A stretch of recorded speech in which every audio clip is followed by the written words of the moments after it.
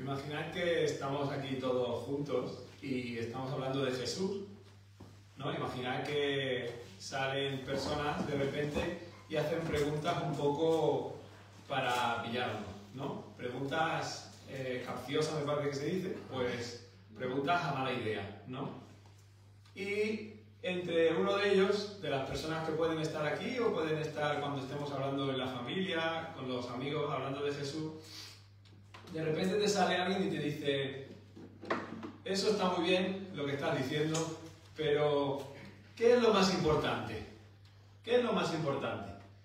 Hay una historia que es un relato bíblico que si ahora cuando lo leáis vais a decir: pues este hombre estaba ahí para eso. Este hombre estaba aquí para preguntarle directamente a Jesús qué es lo más importante. Y quiero que hoy lo recordemos juntos. Está en el Evangelio según Marcos, capítulo 12. El Evangelio según Marcos, capítulo 12, versículos 28 al 34.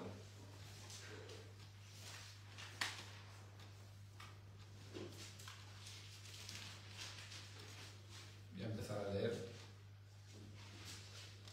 Dice: acercándose uno de los escribas, que los había oído disputar y sabía que les había respondido bien, le preguntó: ¿cuál es el primer mandamiento de todos?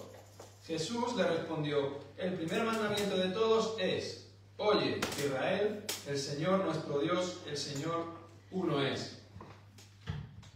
Y amarás al Señor tu Dios con todo tu corazón y con toda tu alma y con toda tu mente y con todas tus fuerzas. Este es el principal mandamiento. Y el segundo es semejante: amarás a tu prójimo como a ti mismo. No hay otro mandamiento mayor que estos. Entonces el escriba le dijo: bien, maestro, verdad has dicho, que uno es Dios y no hay otro fuera de él. Y el amarle con todo el corazón, con todo el entendimiento, con toda el alma y con todas las fuerzas, y amar al prójimo como a uno mismo, es más que todos los holocaustos y sacrificios. Jesús entonces, viendo que había respondido sabiamente, le dijo: no estás lejos del reino de Dios. Y ya ninguno osaba preguntarle. Entonces, yo no sé cómo responderéis vosotros si alguien os dijera esa pregunta directamente, pero tenemos aquí el ejemplo de Jesús. Puedes responder directamente con esta respuesta, ¿no? Vamos a ir desgranando un poco lo que hemos leído ahora, porque seguramente la mayoría me puede decir que es un escriba, ¿no? ¿Qué es un escriba? Aquí lo que por lo menos he leído yo es que era un maestro que también interpretaba la ley. Eran personas respetadas por la comunidad, ¿no? Eran personas que tenían mucho conocimiento, mucha sabiduría, y aparentemente dedicaban todo a su tiempo a guardar la ley. Pero, ¿de qué estaba hablando Marcos cuando dice que los había oído disputar? Porque acabáis de leer que él entró en escena en un momento determinado, ¿no? Y es que, si os podéis a leer un poquito más atrás, como siempre escuchamos y leemos, había personas que atacaban a Jesús todo lo que podían. Y en el mismo versículo 12 de este Evangelio según Marcos dice que le enviaron a algunos de los fariseos y de los herodianos para que le sorprendiesen alguna palabra, ¿no? Esa era la actitud en contra de Jesús.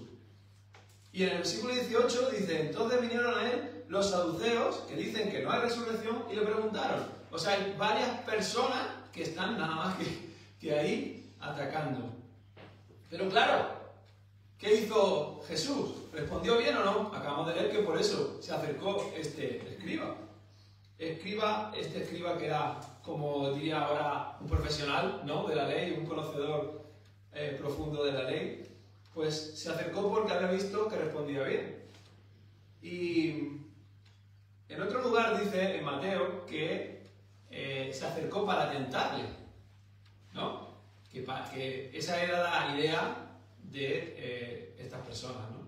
Y especialmente de él. Pero como habéis leído, si fue para tentarle de primeras, ¿cómo acabó la historia? Habéis visto que no acabó con esa actitud, ¿no? Este escriba. Entonces me pregunta, ¿cuál es el primer mandamiento de todos?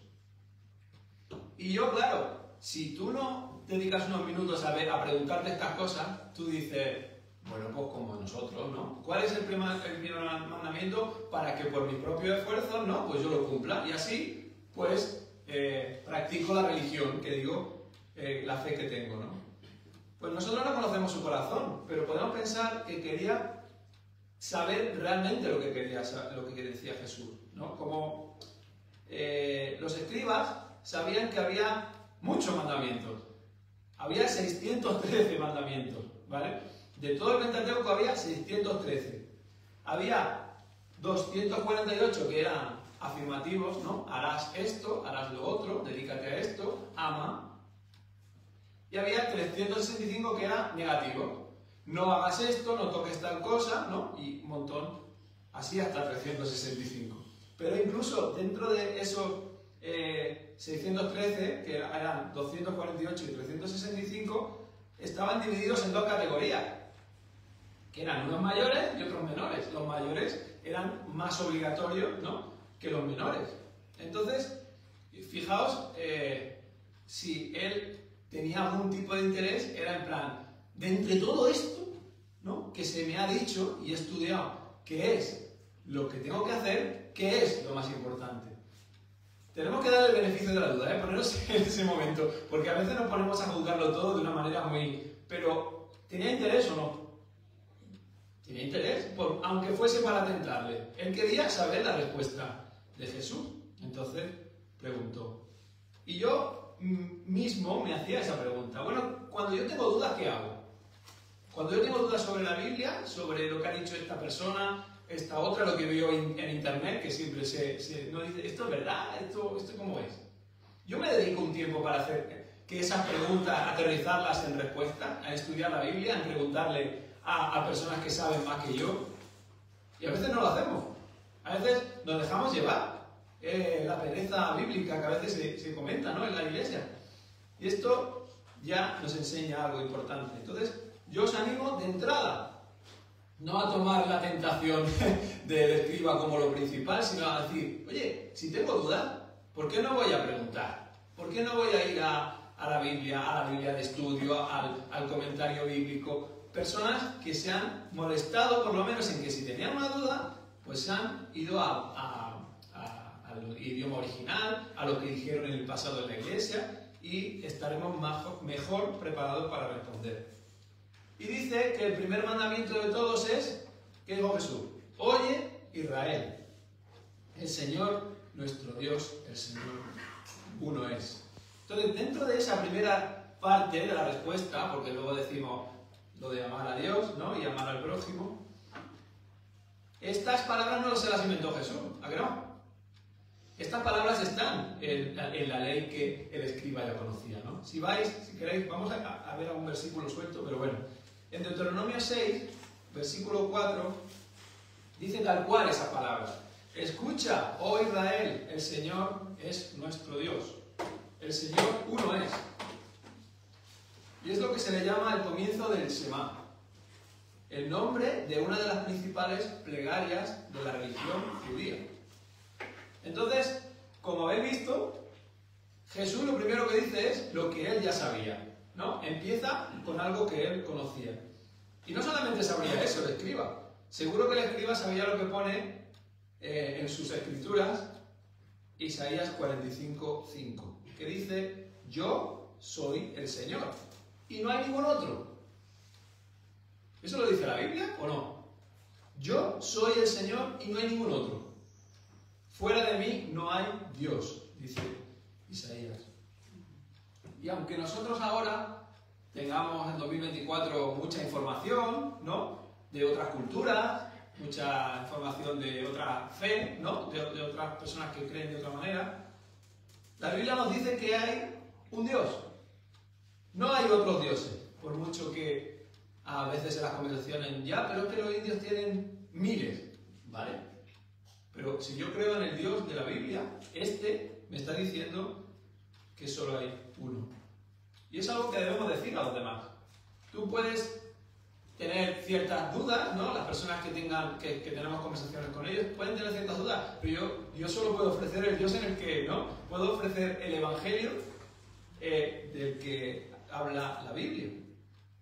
Entonces, escuchar está bien, pero debemos declarar lo que dice la Biblia. Y la Biblia dice que hay un Dios, hermano.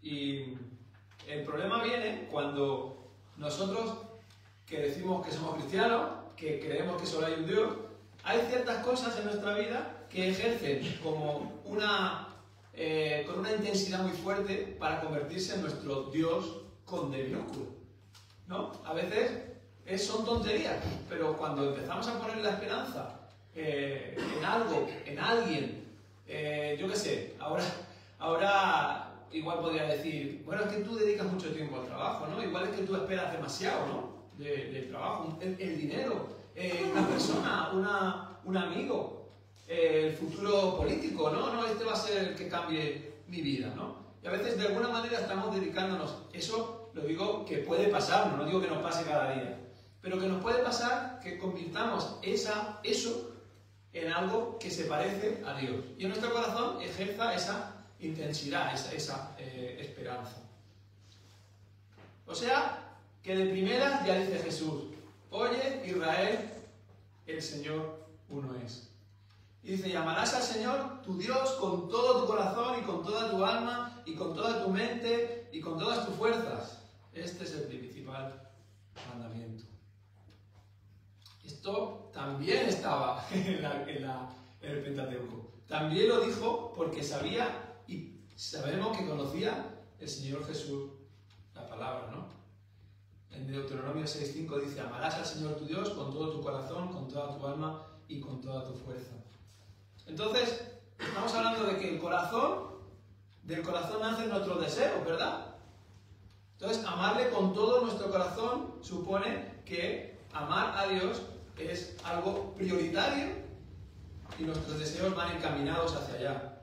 Con toda el alma, donde nacen nuestras emociones y sentimientos, con toda nuestra mente, desde nuestro razonamiento lógico, vamos hacia la acción, ¿no? Entendemos una cosa y pues practicamos lo que entendemos. Con todas nuestras fuerzas, empeñados en agradarle. ¿Esto es posible para un ciudadano, un cristiano normal, por su propio esfuerzo? Porque yo no creo que sea así. De forma natural, más bien te decantas por elegir lo que te conviene. Y no te dejas llevar por ese amor hacia Dios. Dice Romanos 12:1, así que hermanos os ruego por la misericordia de Dios que presentéis vuestros cuerpos en sacrificio vivo, santo, agradable a Dios, que es vuestro culto racional. O sea, ¿tiene que ver con el cuerpo o no? Nuestro amor a Dios también tiene que ser algo práctico en nuestro cuerpo. Pero claro, viviendo en 2024, ¿cómo puedo amar a Dios así? Porque a mí me parece muy complicado, y yo lo digo así. Porque, por ejemplo, para amar a Dios como Él quiere que le ame, tengo que dejar algunas cosas, ¿no? Entiendo que tengo que dejar de ver cosas que a mí me perjudican. Tiene que entrar menos cosas a través de mis ojos que perjudican mi relación con el Señor. Tengo que demostrarle a Dios, no a mí, no a vosotros, a Dios mismo le tengo que demostrar que me importa su opinión. Y tengo que dedicarle tiempo a conocerle. Tengo que amar a Dios como si fuese una prioridad de verdad. Y en verdad que esto no es una cosa pasiva. Tú cuando amas a tu mujer, a tu hijo, a tu hermano, lo haces de forma práctica, ¿no? Lo demuestras. Cuando tú quieres amar a alguien, ¿lo demuestras o no? Es así, hermano. Y pasándolo de un terreno más horizontal, como puede ser entre nosotros, pues tenemos que pensar en Dios como el que merece nuestro amor. Porque, y eso un día, y otro día, y otro día, ¿no? No es algo que tú digas, oye, es que no me apetece. Porque Dios solamente descansó un día, ¿verdad? Según lo que leemos. Pero no dejó de amar. Y Él no deja de demostrar su amor todo el tiempo. Cuando amas lo que Dios ama, ¿evitas lo que a Él le desagrada o no? Porque tú cuando conoces lo que a Él no le gusta, no le agrada, odia, ¿no? pues le dedicas más a lo que le agrada. Y esto son cosas muy sencillas. Y lo más sencillo de esta predicación es lo más complicado de practicar.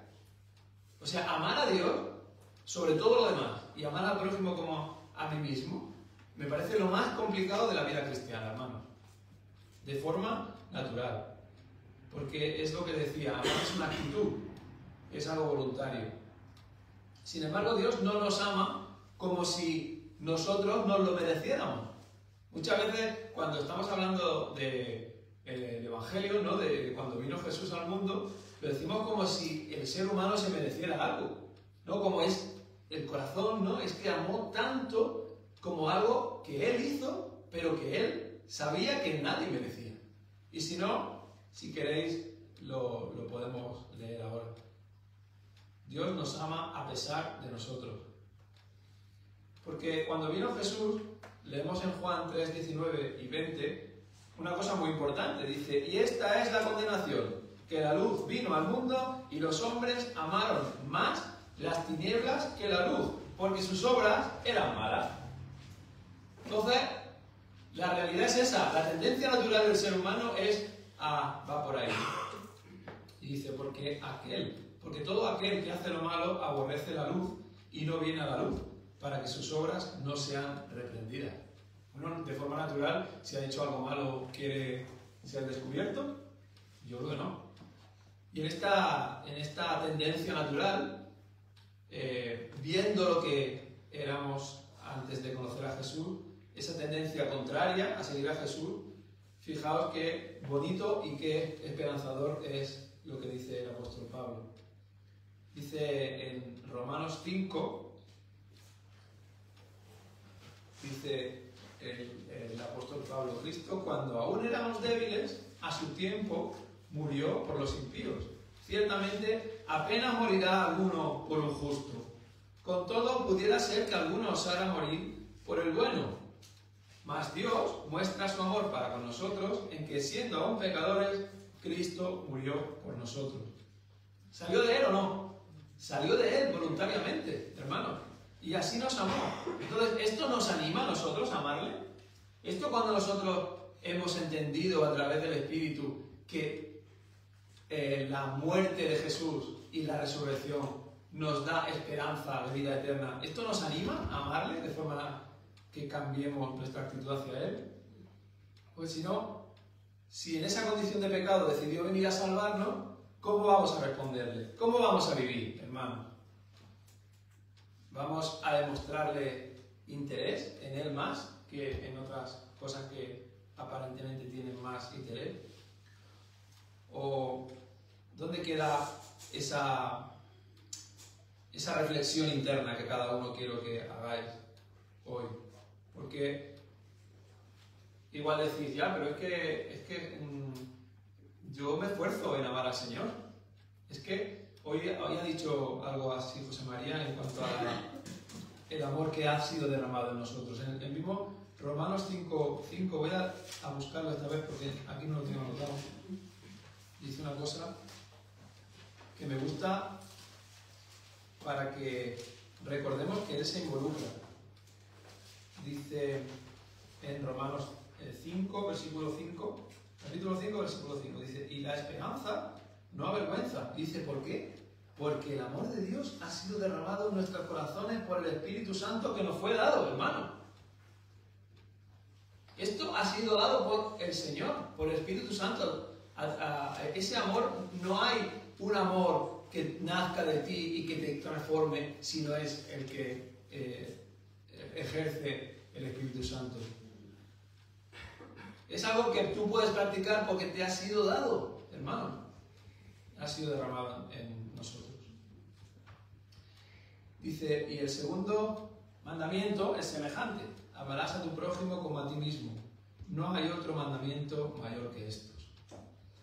También, igual, Jesús recitó, ¿no? Vamos a decirlo así, otro versículo que está en Levítico 19-18.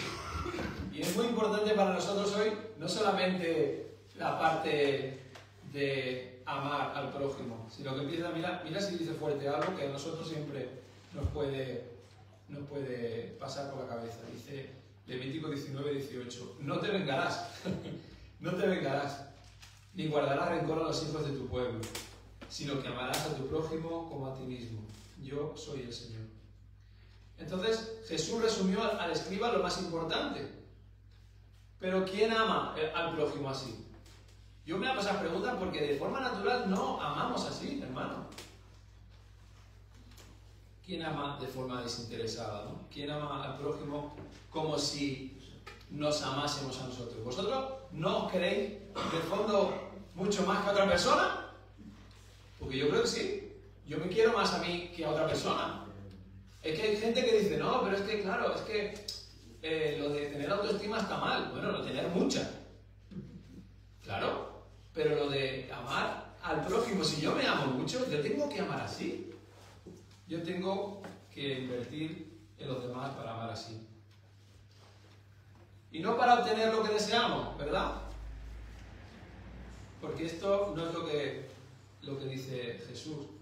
Yo tuve una maestra en el colegio que decía, lo que no quieras para ti, no lo quieras para los demás. Eso sí, la habéis escuchado vosotros. Y ella pensaba, cuando se enteró de que yo era cristiano, que era lo mismo que la regla de oro, ¿no? Cuando dice Jesús lo de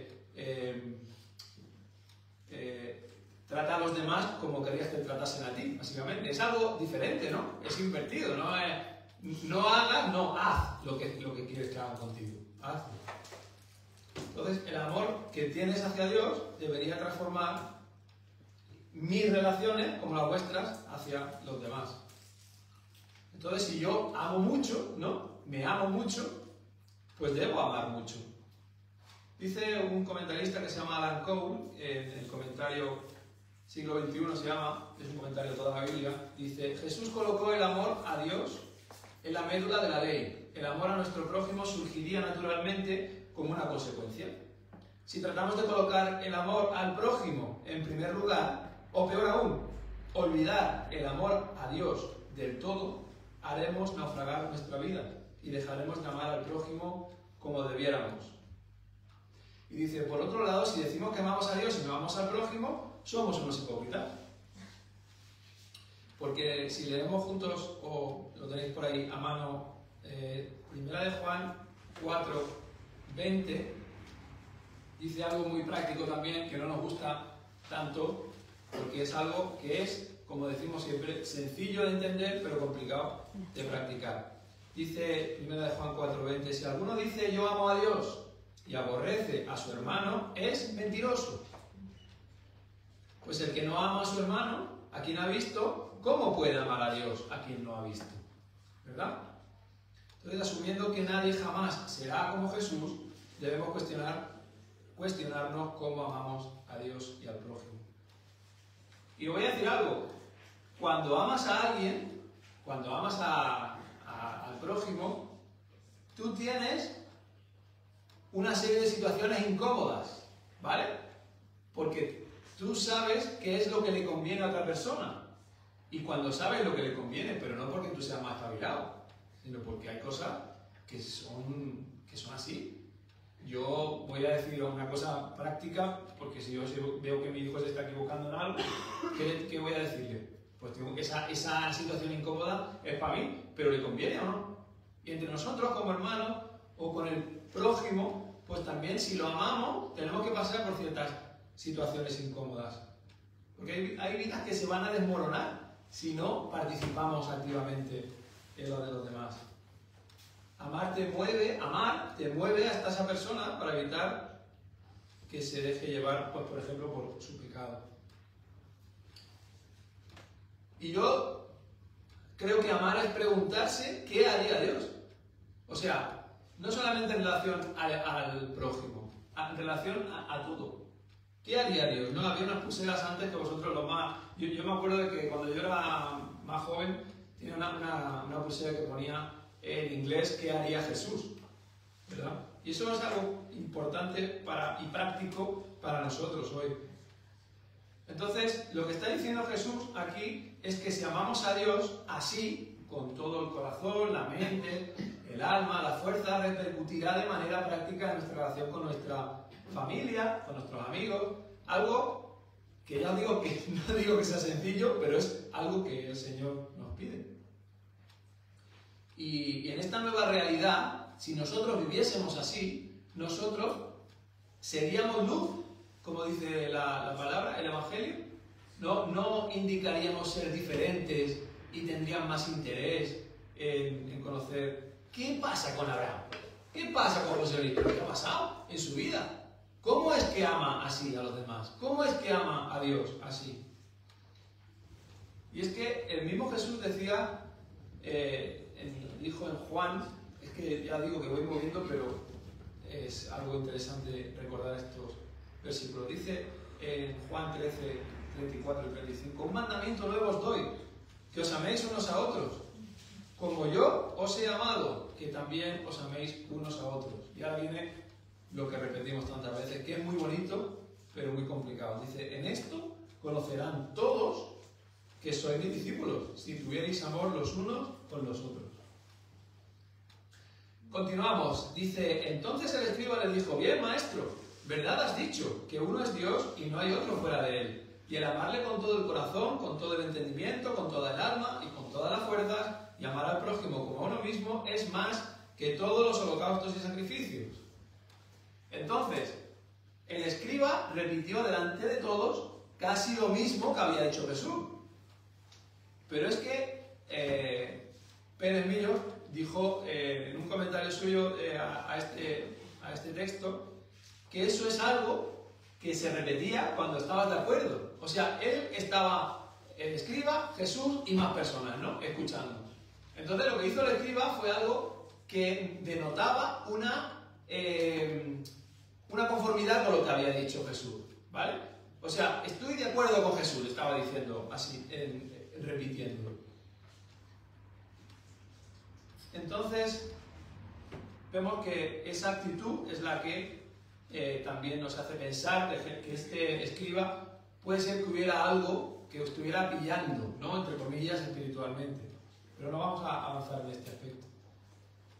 Él lo repitió, no quiso dejar mal a Jesús, al revés, ¿no? Y hay algo que nosotros también podemos aprender de lo que dijo. Dice que era todo lo que dijo Jesús del amor a Dios y al prójimo es más que todos los holocaustos y sacrificios. Todos los holocaustos y todos los sacrificios. Y como hemos visto, hubo un mandamiento en dos formas, ¿no? Amar a Dios y amar al prójimo. Y eso que había más de 600. O sea, era como que Jesús había conducido a lo importante la conversación. Y me he molestado en buscar algunos versículos por explicar un poco esto mejor. Porque cuando dice más que los holocaustos y los sacrificios, en el primer libro de Samuel 15:22 dice: ¿se complace Jehová tanto en los holocaustos y víctimas como en que se obedezca las palabras de Jehová? Ciertamente el obedecer es mejor que los sacrificios y el prestar atención que la grosura de los carneros. O en Oseas 6:6 dice: porque misericordia quiero y no sacrificio, el conocimiento de Dios más que holocaustos. Y esto es algo también que nos hace pensar a nosotros. Es mucho más importante amar a Dios, amar al prójimo de forma práctica, de forma que se perciba, que no sea algo que se queda en un domingo, que no sea algo que se queda entre nosotros, ¿verdad? En conversaciones privadas, íntimas, entre cristianos, sino que sea algo que se perciba de cara a los demás. Porque nosotros podemos hacer esfuerzos, pero lo que es para mí el mayor esfuerzo es demostrar ese amor. Mucho más que un montón de cosas que podíamos hacer por el Señor, ¿vale? Entonces, eso no lo había dicho Jesús. Fijaos que lo dice el mismo escriba. Más que holocaustos y sacrificios. Y él estaba pensando, si Dios era el que valoraba tanto los holocaustos y los sacrificios, que lo valoraba de esa manera, decía, es que a mí no me cuadra que solamente valore los holocaustos y los sacrificios, porque Dios es más. Cuando dice es más que todo esto, es que le está dando valor a la parte moral, a la parte de relación, la parte de amarle. Y dice en el versículo Miqueas 6, 7 y 8, dice: se agradará Jehová de millares de carneros o de 10.000 arroyos de aceite? ¿Daré mi primogénito por mi rebelión, el fruto de mis entrañas por el pecado de mi alma? Y ahora dice en el versículo 8, oh hombre, él te ha declarado lo que es bueno. ¿Y qué pide Jehová de ti? Solamente hacer justicia y amar misericordia y humillarte ante tu Dios. Jesús entonces, en el versículo 34, viendo que había respondido sabiamente, le dijo, no estás lejos del reino de Dios, y ya ninguno osaba preguntarle. Entonces Jesús valoró las palabras del escriba y le animó, pero nadie volvió a preguntarle así como lo hicieron tantos a mala idea. Ya dejaron de preguntarle los saduceos, los fariseos, y dijo, no, hasta aquí, ya se han plantado. Porque lo importante, lo que valía la pena, ya lo había dicho Jesús. Y ya, bueno, es verdad que se dedicaron luego a atacarle para asesinarlo, ¿no? Para crucificarle, pero preguntas así no le hicieron más. Y ahora yo me preguntaba, ¿qué pasó con el escriba de este relato? ¿Qué pasó? Porque él, como muchas veces nosotros y personas que tenemos alrededor, preguntan para informarse, ¿no? de lo que creemos nosotros. Y con la información que obtuvo ese día, pues podría haber dicho, bueno, pues ahora, Jesús, yo confío en ti, yo me comprometo, yo me arrepiento. ¿Vosotros creéis que no estaba informado este escriba? Pues lo que obtuvo fue las palabras de Jesús, no estás lejos del reino de Dios. Pero estar un poco más cerca no te salva, hermano. Estar un poco más cerca no te salva. Solo te salva la fe en Jesús. Solo te salva el sometimiento, el arrepentimiento y la fe en Jesús como Salvador. La reacción del escriba es algo de entendimiento, pero Jesús desea que baje al corazón. Y no estás lejos del reino significa que una parte teológica la tienes aprendida, pero te falta la más importante. Y esto es muchas veces lo que nos gustaría que pasara en muchas personas que nos preguntan. Pero es que ya le he explicado, es que ya lo tienen que entender. Bueno, ¿tú has hecho tu parte? Moléstate en haber hecho tu parte, ¿no? Y yo decía aquí un poco borrico, pero es verdad. Si sabemos lo que tenemos que hacer y no lo hacemos, ¿pecamos o no? Pecamos. Y por lo que sabemos, ese escriba no se comprometió. Y yo, pensando en esto de estar cerca, de estar lejos, decía que lejos de Jesús no podemos escuchar sus palabras, no podemos conocerle bien. Podemos estar informados hasta cierto punto, como muchas veces yo me he criado en la iglesia evangélica. Pues yo sé una parte de cosas, pero luego he tenido que pasar, porque Dios me ha conducido a que yo entendiera mi pecado y que había un Salvador. Pero solo escuchando, solo informándome, solo sabiendo ciertas cosas, no significa que deje de estar lejos de Cristo. Tengo que pasar por lo que el Señor me pide, de algo que es la muerte a la vida eterna, a través de la fe en Jesús. Y solo creyendo hoy y practicando el amor de Dios hacia Él y al prójimo, estaremos centrados en lo más importante. Entonces, si hoy estás más cerca del reino de Dios, porque se ha resuelto esta duda, acércate más a Jesús. Yo os animo, seáis cristianos o no. Todos tenemos que vivir más cerca de Dios o no. Todos tenemos que practicar ese amor, todos tenemos que practicar el amor a Dios y al prójimo. Yo creo que sí. Pero las personas que tenemos alrededor, yo de verdad que las animo. Y a leer más la Biblia, a pensar, si esto que me están diciendo tiene cierto sentido, yo necesito algo más. Y yo quiero animaros y animar a las personas que puedan escuchar. Podemos pasar toda la vida cerca de Jesús, incluso yendo a todas las reuniones, sin faltar una, ¿verdad? Y al final no disfrutar de una relación con Dios tal y como Él nos las ofrece. Porque Él quiere más. Cuando Él entregó a su propio Hijo, ¿no pensáis que ya hizo todo? Cuando Él envió a Jesús por amor a nosotros, como muchas veces leemos de memoria el Evangelio de Juan 3:16, Tanto amó Dios al mundo, ¿verdad? Si lo amó tanto, ¿no merece que ahora nosotros la amemos? ¿No merece que nosotros la amemos de esa manera? Pensemos, yo le estoy amando así. Porque si Él envió a su Hijo al mundo para que todo aquel que en Él cree tenga vida eterna, ahora se merece también nuestro amor, se merece también nuestra obediencia, hermanos. Y voy a terminar aquí.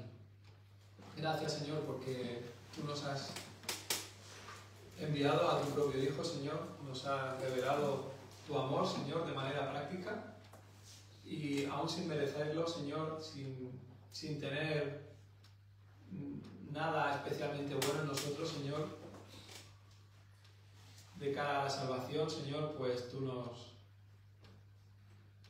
enviaste a tu Hijo, Señor, para que viéramos tu amor, para que lo entendiéramos de forma práctica, Señor, y entendiéramos también que solamente la fe en tu Hijo, Señor, del que cargó con nuestros pecados en la cruz, Señor, pues podemos acercarnos a ti, Señor, y sentir ese amor y ese perdón.